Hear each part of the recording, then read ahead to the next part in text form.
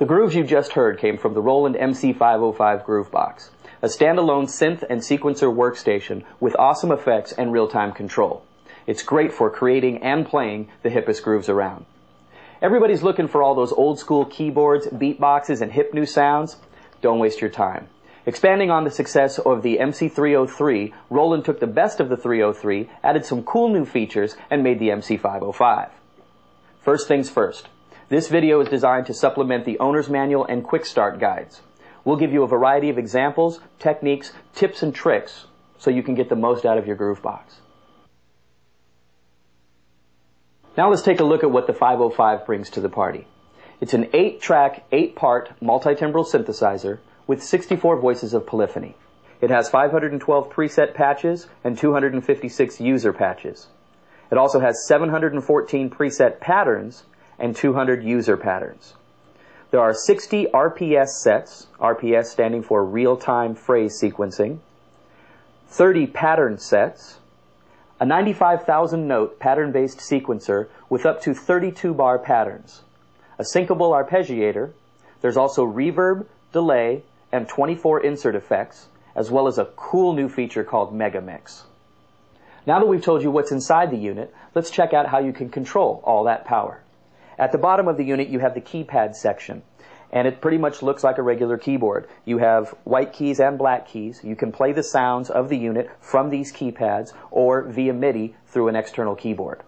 On the right-hand side, you have a tap tempo button, and by tapping this button repeatedly, this will determine the tempo of your pattern.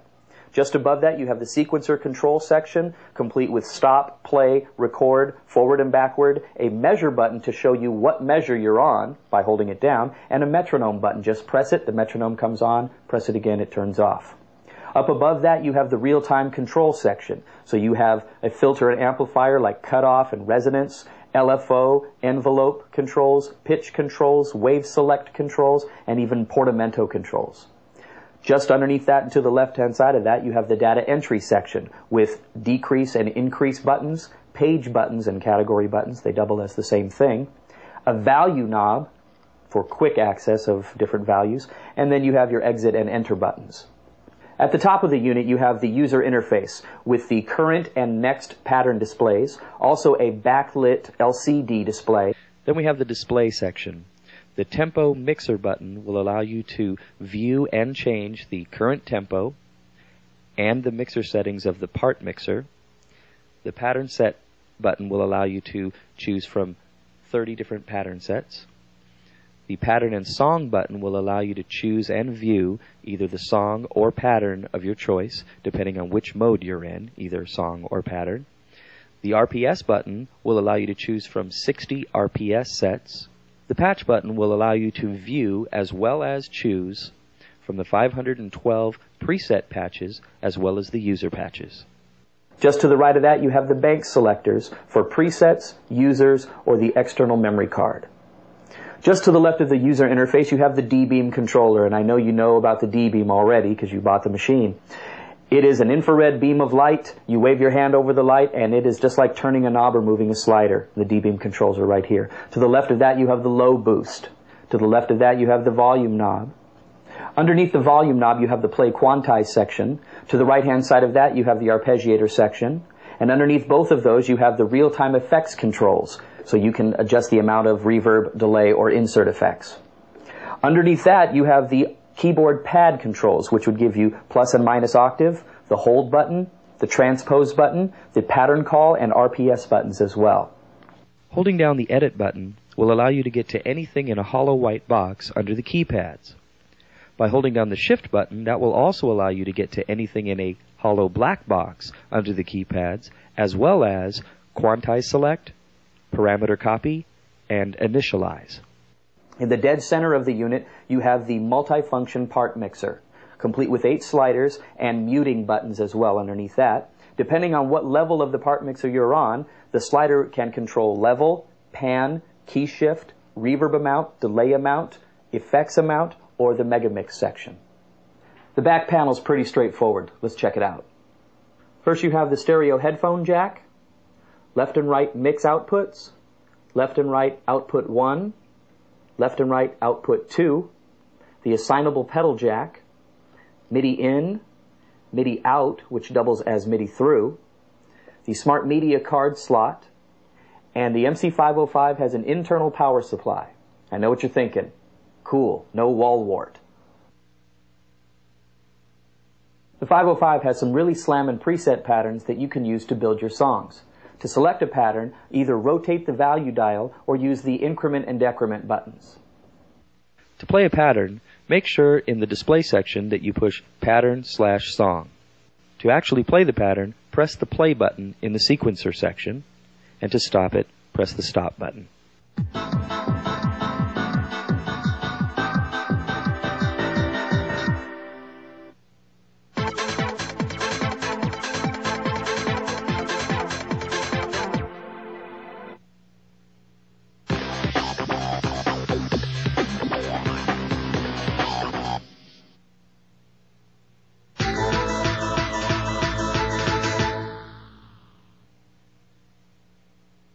You can also select different categories by using the page buttons. So for trance, techno, rave, or industrial,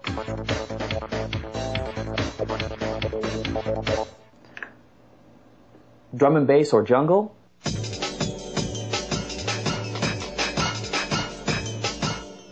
hip-hop,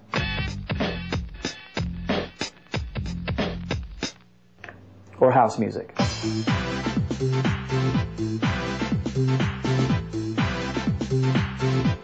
If you're going to choose a category for the different patterns, make sure you press stop before choosing the category button, and then press play. By using the part mixer, you can take a pattern and come up with different variations by simply muting individual parts or rhythm groups. So let's say if you're a DJ, you can play one pattern over and over again and just simply mute different parts. Take a look.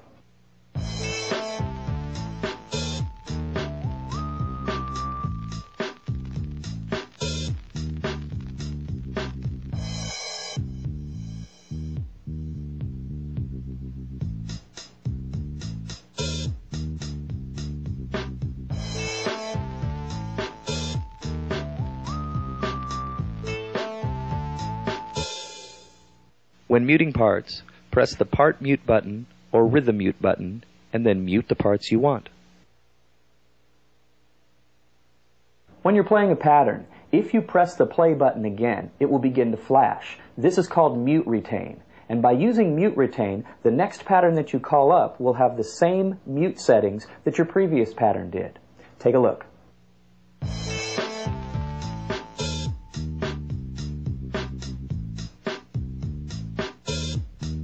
Same mute pattern.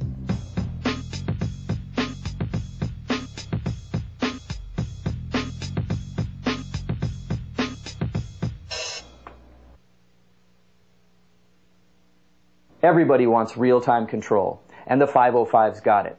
You can control the filter by utilizing the low pass, band pass, high pass filter, and peaking, as well as the cutoff and the resonance. Let's select the bass part. We'll press part select and then part number 2 for the bass.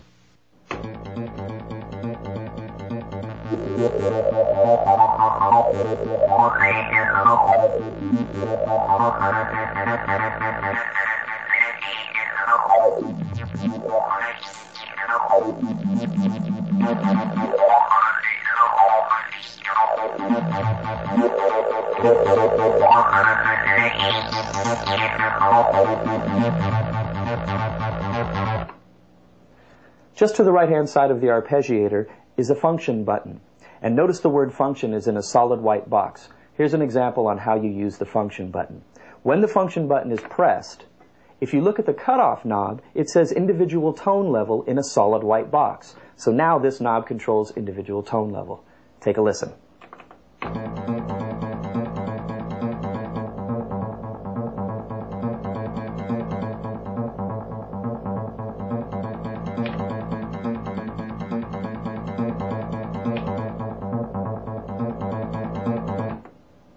Once again, keep in mind, when the function button is pressed, knobs will control the parameter that is in the solid white box.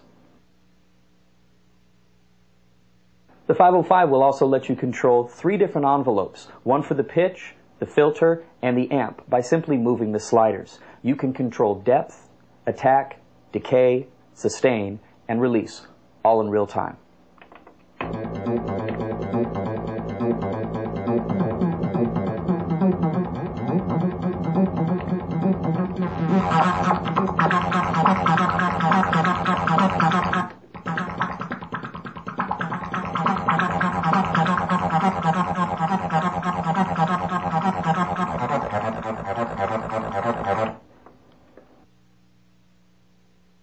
You can also control the LFO.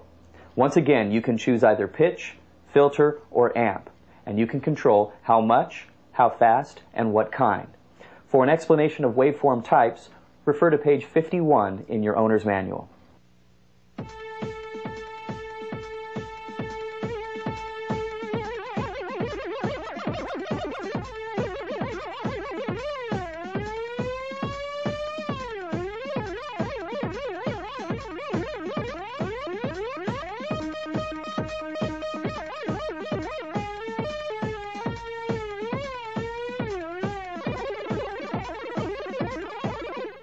Crazy stuff. The center of the Grovebox contains a multifunction part mixer with 8 sliders for more real-time control. In the display section, you press the tempo mixer button. The display will show you the current part mixer function and the current location of the 8 sliders. On the left-hand side of the part mixer, it says level. When that's lit, the different sliders control the levels of the 8 different parts. When you press the button on the left-hand side, it goes down to pan. And now you have all the way up, hard right, all the way down, hard left. Press it again and it says key shift. So you can go in increments of 1 to 2 to 3, 1 octave, 2 octaves, and so on. Press it again and you have reverb send level.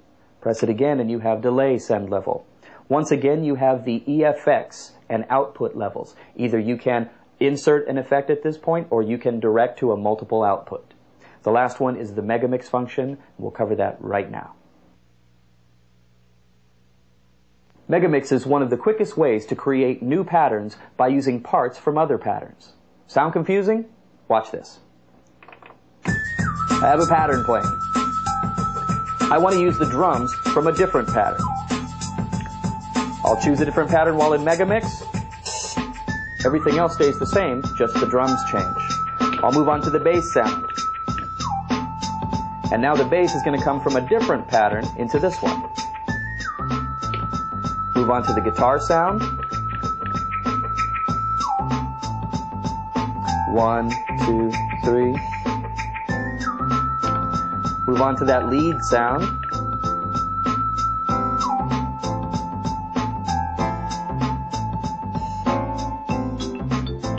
Last but not least, the electric piano.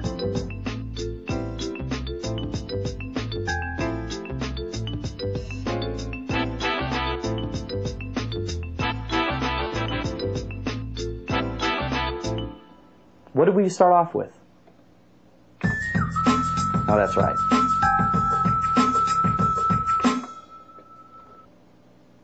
Once you've created a pattern you dig, you can save it to a user location by pressing the right button, rotating the value dial to choose the location, and then press the Enter button twice.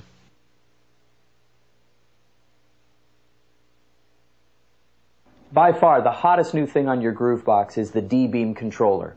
It's an invisible beam of light that sends controller information. So instead of turning a knob or pressing a key, you can just wave your hand over the beam. First, turn on the D-beam controller.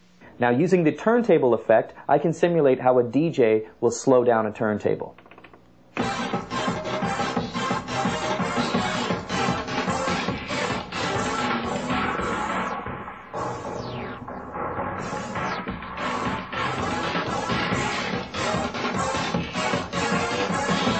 You can also play it.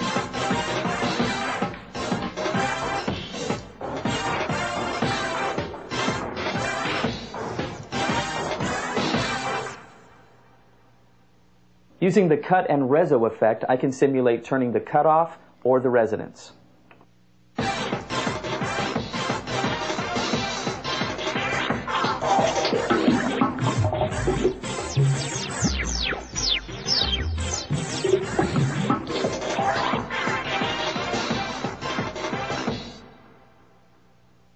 By using the ad-lib effect, you can play notes by waving your hand over the beam.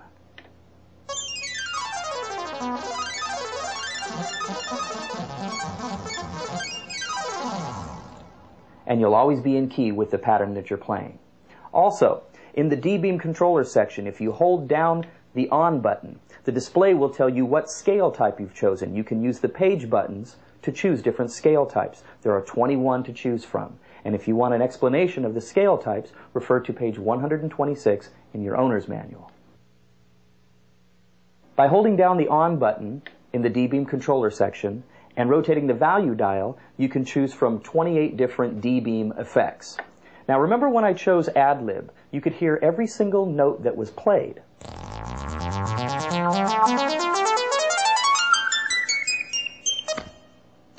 But if you hold down the on button and choose number 26, which is note plus bend, you get a much smoother effect.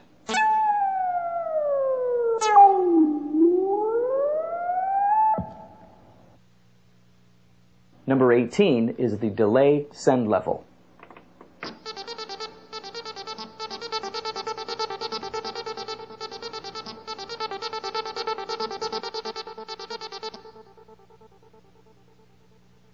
For a transforming effect, use all mute.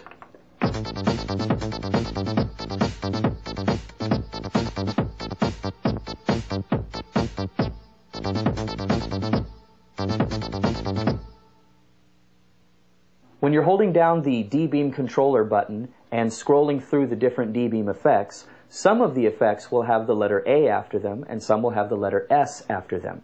The A stands for all parts. The S stands for selected part. So if I'm using key shift A, all parts will be shifted.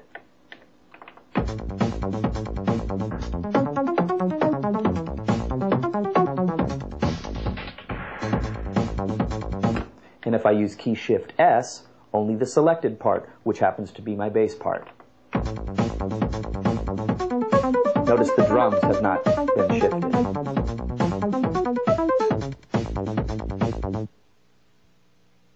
By using the modulation effect, you can trigger modulation from the D-beam.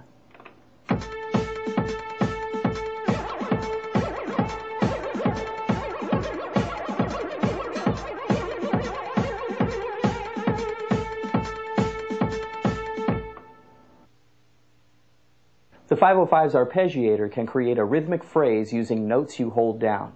This can make a phrase that's nearly impossible to play possible. You can choose from 43 preset styles or create 10 of your own. Now let's listen to the note that I'm going to play. Put on the arpeggiator. One note or maybe more than one note. You can put the hold button on as well.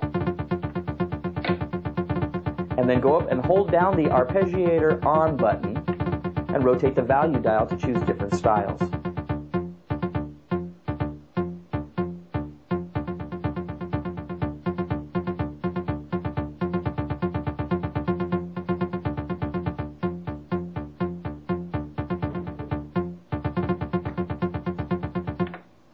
You can also do this with keyboard sounds as well.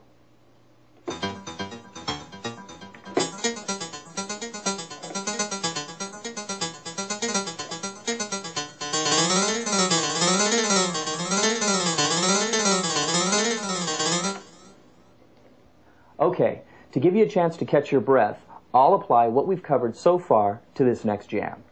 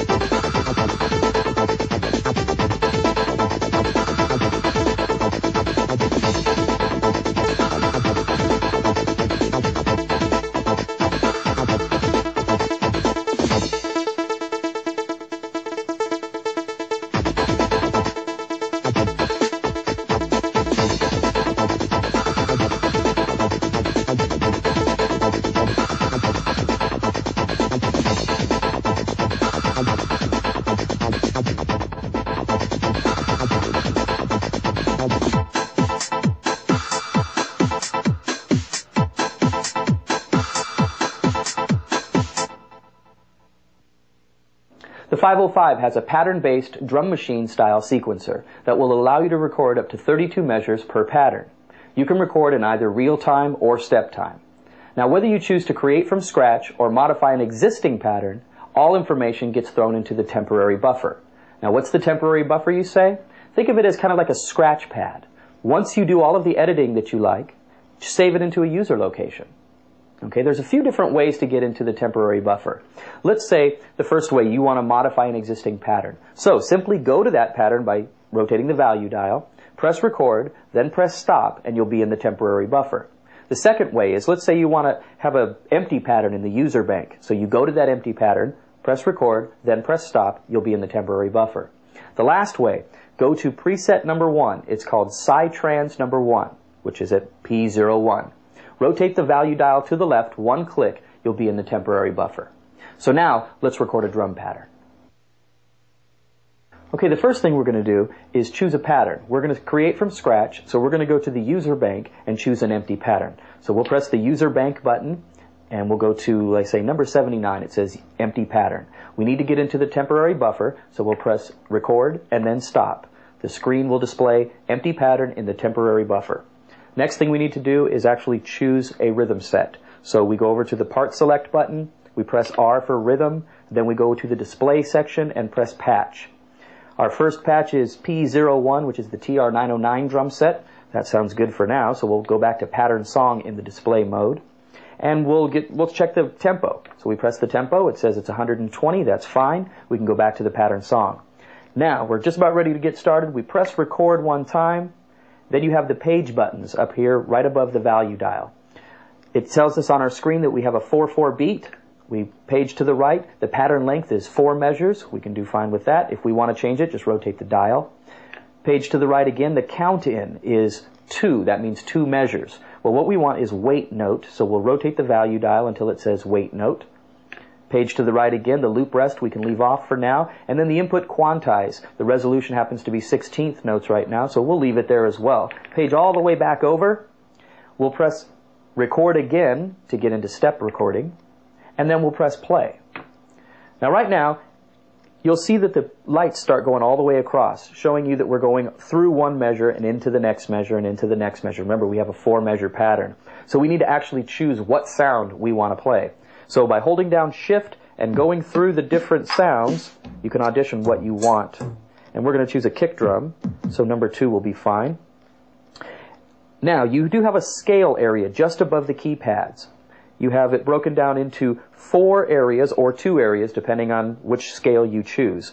Now, we're going to choose the bottom scale, which happens to mean that 1, 2, 3, and 4 is in the first beat, 5, 6, 7, and 8 is in the second beat, 9, 10, 11, and 12 is in the third beat, and 13 through 16 is in the fourth beat. We're going to do a house pattern, so that means the kick needs to be on 1, 2, 3, and 4. So in this situation, number 1, number 5, number 9, and number 13. All you have to simply do is press the number 1, the number 5, the number 9, and the number 13. The pads will light up, showing you that you have a drum right there. Up on the current display, it shows you what measure you're currently in. So we need to move forward to the next measure, because we only used one measure right now. So you go over to the sequencer control area and press the forward button. The current display says 2, so now we have a complete measure to work in. So we press number 1, 5, 9, and 13, press forward again, 1, 5, 9, and 13, and forward again, 1, 5, 9, and 13. So now we have 4 beats of kick drum on every measure in our 4-bar pattern. We go back over with backward to pattern number, or measure number 1, I should say. And the next we want is a snare. So we hold down Shift to audition. We have all kinds of different drum sounds here, and I want to go to number 6 is a good snare for this one. And I want it to happen on 5 and 13 because I want it to go boom, snare, each time. So we press number 5, number 13, go forward, number 5, number 13, number 5, number 13, number 5, and number 13. And I accidentally pressed 14. All I have to do is press it again. It'll turn off, and I can press 13 again. So now you should have kick, snare, with 4 kicks on the quarter notes. And then press stop. Okay, now that we laid in the kick and the snare in step time, we need to lay in some hi-hats and claps. We'll do the hi-hats first, but maybe I don't want to use step time. Maybe I want to use real time and give it a more human feel. So what we're going to do is we're going to find, first of all, the hi-hats that we want to play. So we'll go through and press all the buttons, and okay, there's some hi-hats there on the black keys. Let's try an octave down using the keyboard pad on the left-hand side. Okay, here's some other hi-hats. I'll use those. And all I'm going to do is play a pattern like this. Okay, so the first thing I'm going to do is I'm going to go over to the record button, press it 1 time. It's already set up into my 4-bar patterns. It's already set up to wait note. Remember, we already did that as far as the count-in was concerned. So let's turn on the metronome. Above the stop button, press the metronome button. You can hear it ticking in quarter notes. So this tells you, okay, whenever I start playing, it's going to start playing with me. So now we'll just do the hi-hat pattern.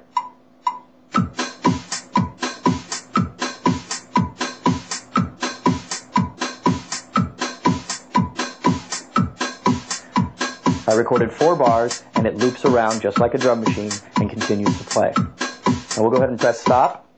Notice that the metronome keeps going, so you press it again to turn it off. Hi-hats are done. Let's press it and see what it sounds like. Okay, pretty cool. If you press stop twice, it'll start back at the beginning of the pattern. Nice little tip and trick, I guess, I'll give you there. Next thing we want is some claps. So let's go to, I know the claps are on number 5. Let's go an octave up. Now let's go back down to this one here. And I'll just play them in time. Put on the metronome by pressing record, then the metronome. Press. Now see, I don't want to start by playing this note. Even though it's on wait note, I can just press play, it'll start recording, and then I play in time the way I like. Actually, I'll let it go through 1 full time before I even start playing.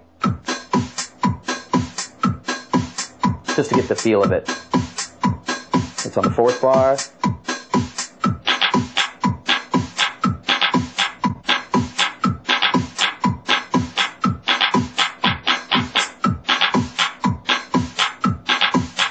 You can turn off the metronome while it's playing or while it's recording, either one. Okay, now that we've got the drums recorded, let's move on to the bass part. And we'll also do this in real time. So we'll go to part select. And instead of choosing R for rhythm, we'll move over to part number 2. That's where we'll put our bass.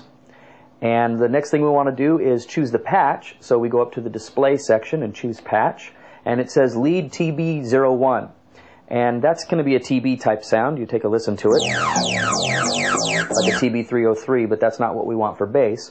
So I can use the page buttons, which also double as the category buttons, and move over to the bass sounds. So I'll page to the right, or category to the right, 1, 2, 3, 4 times to the basses, and I'll listen to the sound.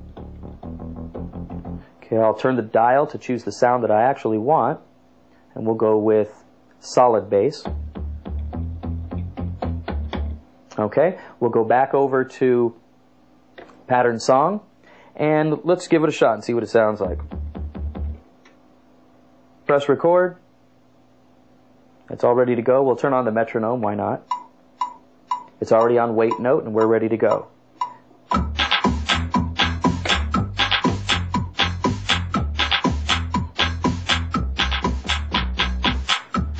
Okay, well, let's say I messed up, and I want to get rid of that stuff, just on the fly while I'm recording. I can go over to the edit button on the left-hand side. It says real-time erase underneath it. So while I'm recording and the pattern is continuing to play, press edit one time, the screen displays real-time erase note. And all I have to do is hold down the range of notes that I played, or that I actually want to erase, and it'll get rid of them. So I'll just do the whole thing, why not? All the pads will light up, showing you that it's covering all the notes within this range. Let it play all the way through so you know you got all of the notes out. 1, 2, 3, 4. Now they're all gone. You go back and press the edit button again. It says now recording again. Let's press stop, turn off the metronome, and play it back again. We should only have our drums still. Exactly. So this time, we'll move on to maybe an arpeggiated bass sound instead, so I can get some really wacky kind of thing happening. So let's go back. Here's our bass sound. Turn on the arpeggiator and play the bass sound again. Sounds like a helicopter, so let's move on to a different type of arpeggio. So hold down the arpeggiator on button. It says glissando. Turn the value dial, and we'll choose sequence B. Let's take a listen. Okay, a pretty good little arpeggio going. Next thing we want to do, press record. Page over to the right to turn off the quantizing, because the type of arpeggio we chose had maybe like a little 32nd note happening, or a 24th note rather than just 16th notes. So if you have the quantizing on, it isn't going to record this entire arpeggio the way it's supposed to be recorded. So all you have to do is move over, page over to the input quantize resolution, rotate the dial until it says off. Page back over, turn back on the metronome, and let's go to town.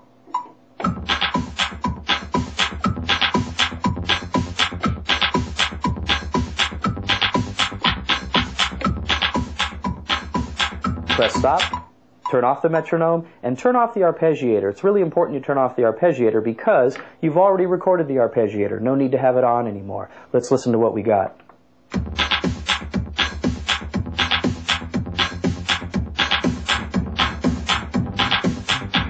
Loop around.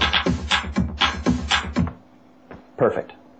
Okay, now that we've got the bass and the drums, let's record like just a nice pad over the whole thing.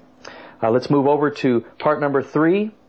Let's go back up to the patch. Let's choose a patch that we want. I'll just category over one time into the different synth waves, and I'll move up to sound number 36. It's called Reso Syn Lead. Go back to pattern song. Let's see what it sounds like. Okay, that sounds pretty good. Now we want to move up because the octave is too low. Well, we'll go right there is fine. So we can get something happening like this. Okay, next thing we need to do to actually record it, press record. Page over to the quantizing. Remember, we turned off the quantizing when we were doing the arpeggiated bass part. So let's put it back to 16th notes. And then page back over. Put the metronome on again. And we'll just play one note. Why not? It's a sweeping type of sound anyways.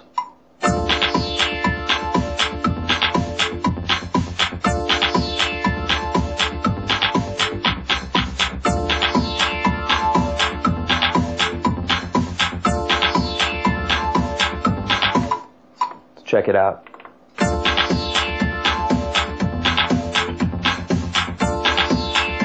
Pretty easy to do. Okay, now recording notes was easy. A lot of people are going to say, okay, well, what about all those knobs and everything? The knobs, sliders, and buttons, well, will they be recorded as well? Yes, definitely. So what we're going to do is we're going to take the bass sound, isolate it a little bit, and maybe bring up some of the filter, give it a little bit of a sweeping action to it. So let's go back to part number 2. And first we'll go to part mute, and mute out the drums and mute out that pad sound we just got done recording. Go back to part select, we're on the bass sound. Let's listen to the bass sound by itself. Okay, that's fine. And let's actually record some knob tweaks. So we'll press record, put the metronome back on, and press play. You can hear it playing.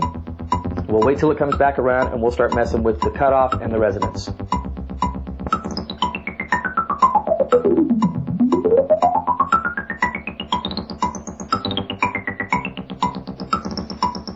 And then press stop. Turn off the metronome and let's listen back.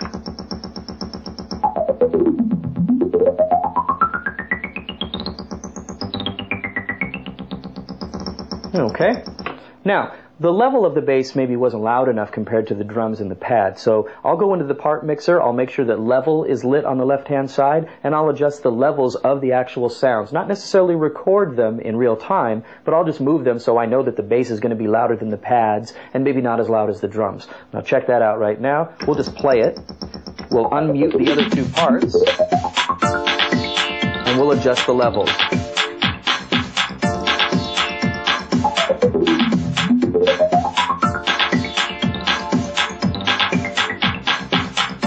Okay, there's the mix I want. So now let's do the smart thing and save what we've done. Press the right button on the left-hand side of the machine. The screen says pattern write U001. Now that's user number 1, which is not where we wanted to save this. There may be something already there. So let's move over to user 79. You rotate the value dial until it says U79. Underneath that it says empty pattern. That happens to be the name of our pattern right now. So if you use the page buttons to the right, it'll move your cursor to the bottom level of the display underneath the E in empty. If you rotate the value dial, you can change it to say whatever you want. So we'll choose an H, maybe it'll say Humpty pattern now. Okay, you can page to the right and change the M to something, page to the right, change the P to something else, and choose whatever name you like. Then if you page back to the left-hand side so the cursor is underneath U79, we can go ahead and save it. But please don't do what I did. I learned the hard way. I would save all kinds of patterns to locations that already had patterns in them, and I lost a bunch of patterns. So I'm going to give you a little tip here, and hopefully you can use this every single time you go to write something. If you move your cursor underneath the name or the location of the actual pattern in the upper right-hand corner of the display, you can press the undo and redo button, and it will show you what pattern is actually at the location that you're trying to save to. If it says empty pattern, chances are that'll be fine to save to. But if it says something else, like the name of a pattern you already currently saved, you may not want to save it there. So then you would press undo and redo, rotate the dial, and then press undo and redo again and see what else is on the next location, so maybe you could save it there. So once you finally decide where you're going to save it, you know you're not going to save over something else because you did check the undo redo button plenty of times to make sure, then you press the enter button. The screen says pattern write U079, are you sure? You press enter again, it says processing. It's very important to keep the power on, otherwise it will not complete the writing procedure. So once it's done, it'll show you the name of your pattern and the location that it's at. You're all done. The Grovebox comes with 2 types of quantize: play quantize and edit quantize. Edit quantize we'll get into a little bit later. But play quantize is kind of like a temporary or performance type of quantize. While the pattern's playing, turn on the quantizing, go to town, adjust the timing knob, and you're on your way. I'll show you a couple different examples. We've already chosen the grid quantize because we had 16th note quantize on when we were recording our song. Okay, or recording our pattern, I should say. So now we'll move on to, say, groove quantize, which is kind of set to a triplet type of effect. Here's the grid quantize. Press the button and move it to groove quantize, and you can feel the triplet feel. Move on to the shuffle quantize to give it a swing feel.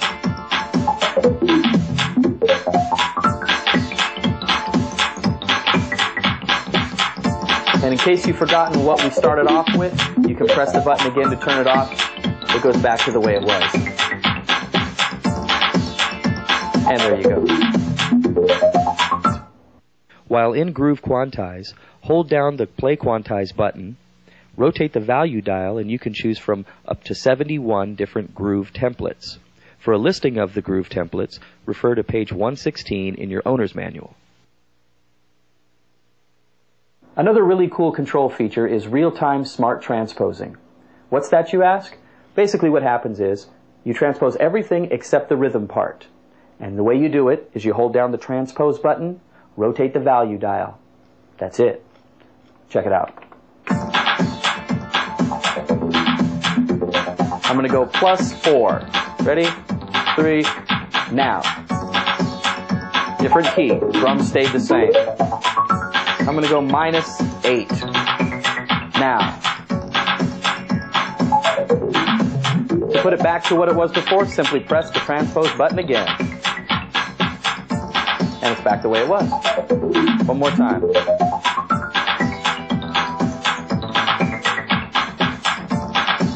And there you go.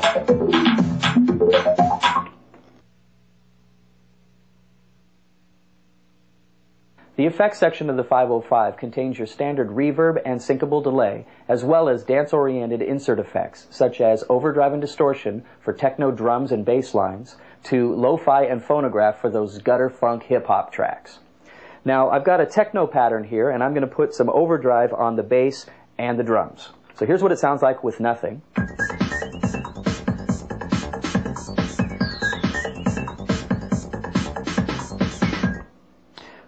I'm going to get into the effects section. I hold down the shift button and press number 7. It says effects type on the screen. I rotate the value dial to choose overdrive. I exit out by pressing exit. I go up into the part mixer section and press the function button repeatedly until EFX out is lit. And then go to part R and part 2 and bring the sliders all the way to the top to add in overdrive. Now listen to the difference. Let's turn it off and bring it back in.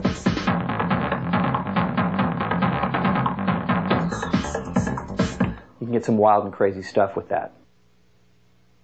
Let's move on to another pattern. I'm going to bring in some lo-fi effect and phonograph effect on a different type of track. Let's go to one of those gutter funk hip-hop tracks. Without effects.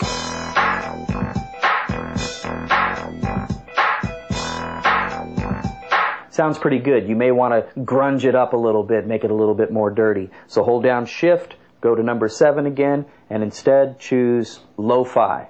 Exit out by pressing exit. Go back down to EFX out. We've got a couple parts here. And see what you get. The drums are already on lo-fi. Let's turn those off.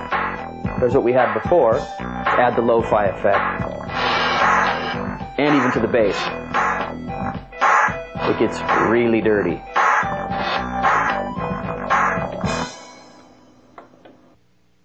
Now that CDs have eliminated record or vinyl noise, we all want it back now. So using the phonograph insert effect, we can get it back with as little or as much as we want. So what I'm going to do is I'm going to take a regular pattern, doesn't have anything on it. Okay? And I'm going to add in the phonograph insert effect.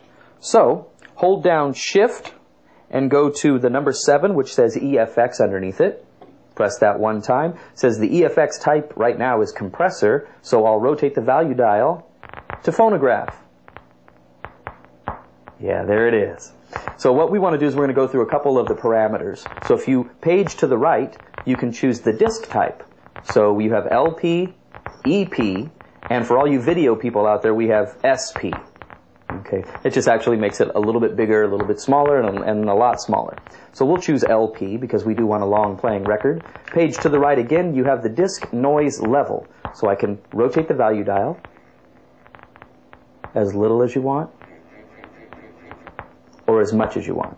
Page to the right again, and you have the depth. So that would mean how thick maybe the grooves were inside the record. So you can Ooh. We'll go with the raunchiest one. And then you have output pan and output level. So we'll leave those alone. Exit out of there. And we'll play it and apply it to everything. Now it should sound like an old record.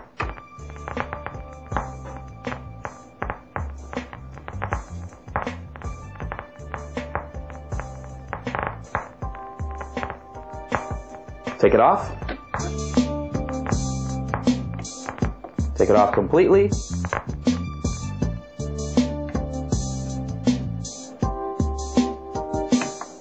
And there you have phonograph.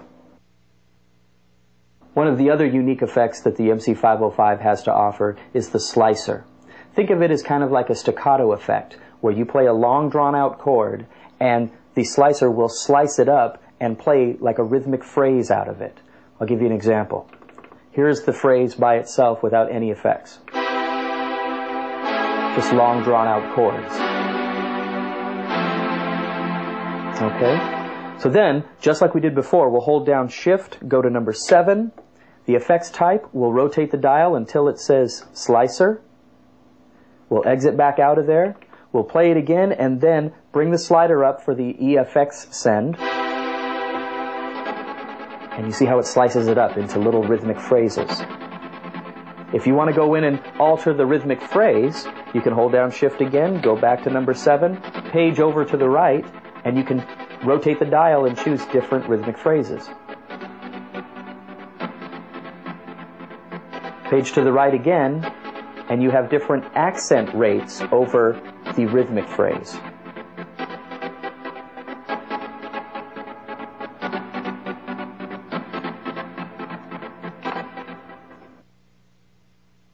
Now that we've taken a look at some of the insert effects, let's take a look at the reverb and delay.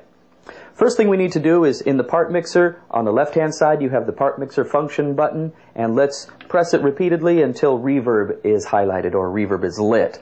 And what I'm going to do is I'm going to play just a standard drum patch.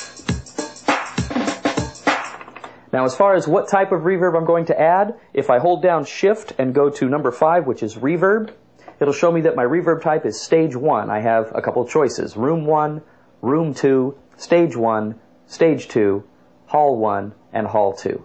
So I'll leave it on stage 1 for right now. If you page over, you have your reverb time. Page over, your high filter damper.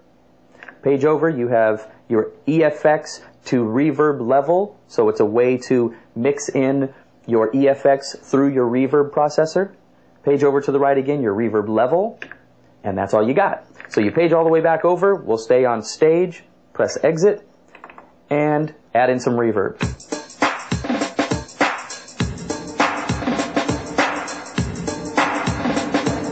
I'll go in and actually change the reverb type. Shift, reverb, room 1. Make it real short.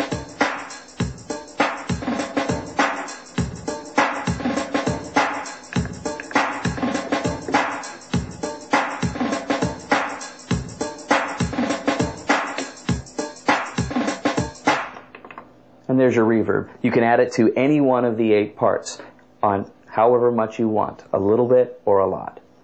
If we move into the delay, we can add in a couple different types of delay, and I'll show you that right now. If you press the part mixer function button again, so delay is lit, then hold down Shift and go to number 6, which is delay. You have 2 types, short and long. If you choose short delay, you have milliseconds to choose with. So if you want 200 millisecond delay, 400 millisecond delay, and so on. But if you choose the long type, you can have milliseconds, or it can sync to the BPM or the tempo of your pattern. And you can set it up for like 8th notes, 8th note triplets, dotted 8th notes, 16th notes, and so on. So I'll show you just standard milliseconds. If we page over, I can choose the delay time as 570 milliseconds. Remember, it's not synced.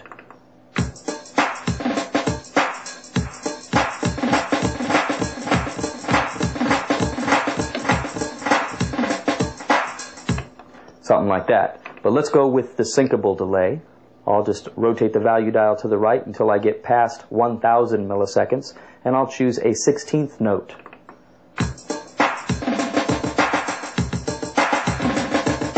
right in time.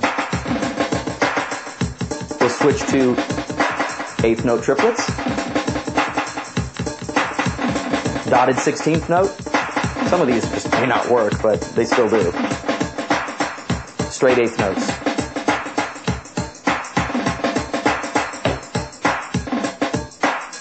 And you still have feedback control and other standard delay parameters.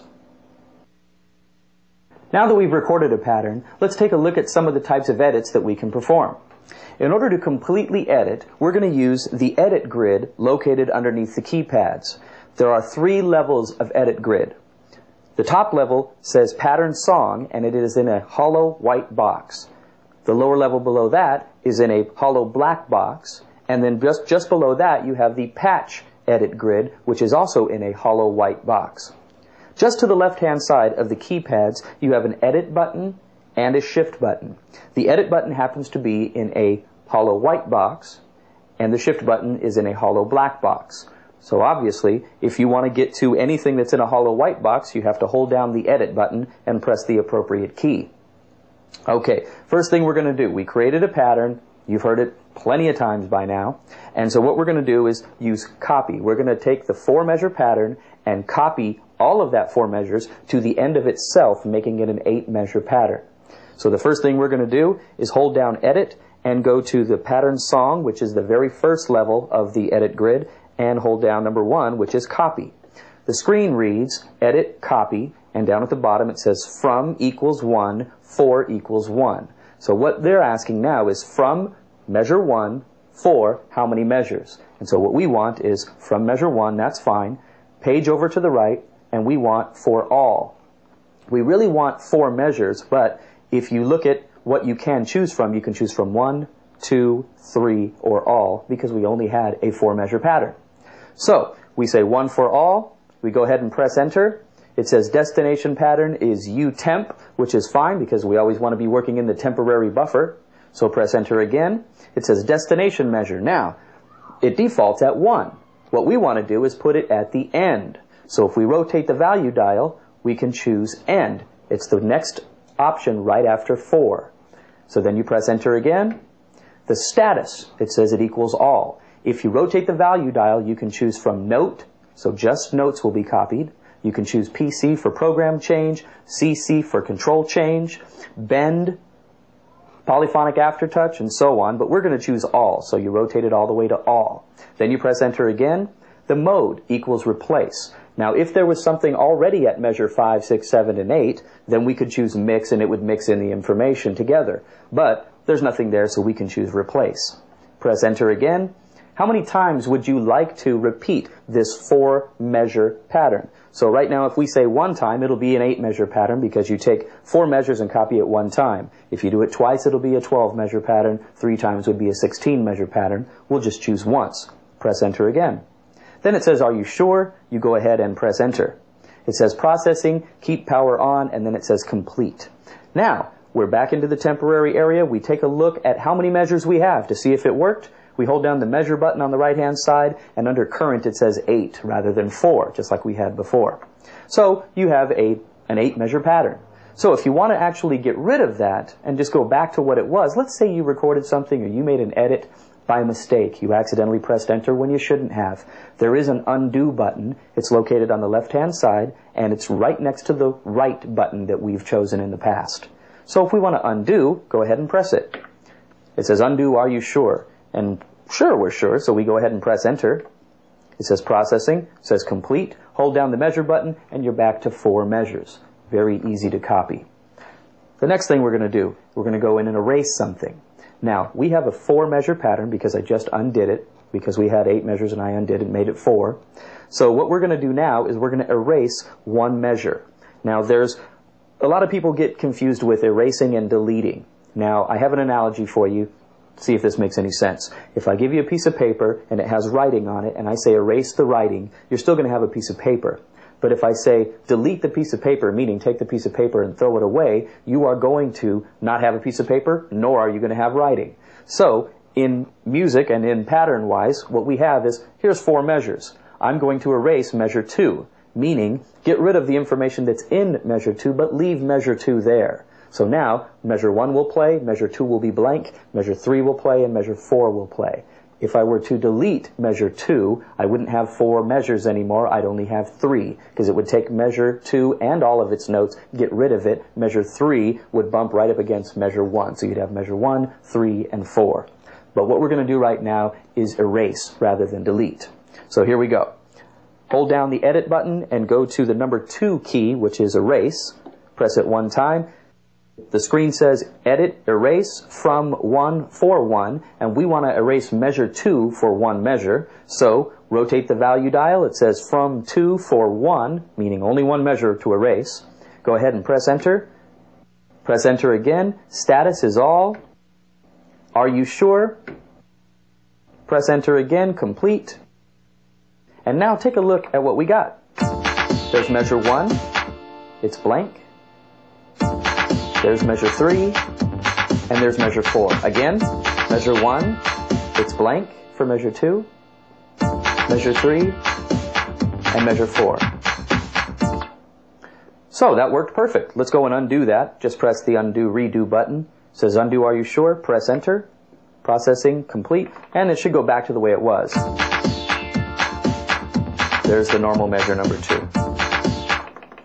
Okay, so we talked about erase. Let's go on to delete. If we hold down edit again and go to number 3, it says delete measure from 1 for 1, and we want to delete measure 2 for 1 measure. So rotate the value dial. It says from 2 for 1 measure. Press enter. Press enter again. It says are you sure? Press enter. Processing complete. Now take a look. We hold down the measure button. It says we only have 3 measures instead of 4. And see how it sounds. Measure 1, there's the measure 3, and then measure 4, loop around. Measure 3, and then measure 4. So that's the difference, we'll undo it, between erasing and deleting. Then there's also inserting, yet I had to add another one. And inserting would be, I have 4 measures. I'm going to insert in between measure 1 and measure 2 another measure, meaning give me 5 measures, and make the second measure blank. So it's going to go measure 1, a blank measure, the old measure 2, the old measure 3, and the old measure 4, giving you a total of 5. So that's what I'm going to do. Hold down edit, go to number 4, which is insert. Insert measure from 1 for 1, and what I want is from measure 2 for 1. Press enter, enter again, are you sure? Press enter. Complete.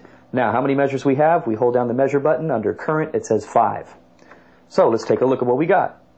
There's measure 1, the new blank measure, the old measure 2, the old measure 3, the old measure 4, back to number 1, and the new blank measure. Old measure 2, and so on. Very easy to do. Let's undo again, press enter, and now we're back to what we had with the 4 measures. And then after that, we have something called transpose. Remember, we dealt with real-time transpose, where as the pattern was playing, we could transpose up or down or so on and so on. So what we're going to do now is more like the permanent type of transpose.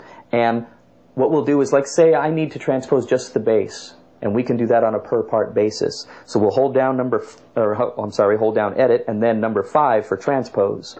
It says edit transpose, and then it says bias. Bias means how far would you like to transpose? If it's +1, it's making a C sharp. If it's +2, it's making a C a D. If it's -1, it's making a C a B. If it's -2, it's making a C a B flat. So what I'm going to do is I'm going to determine just the actual part I want to transpose. So we have part R, part 2, and part 3. I want just part 2 to be transposed. So I'll turn off everything except the number 2. So therefore only the bass will get transposed. And we'll transpose +3. Press enter. Are you sure? Press enter. Now when you hear the bass, it might not sound right, but it is transposed up 3.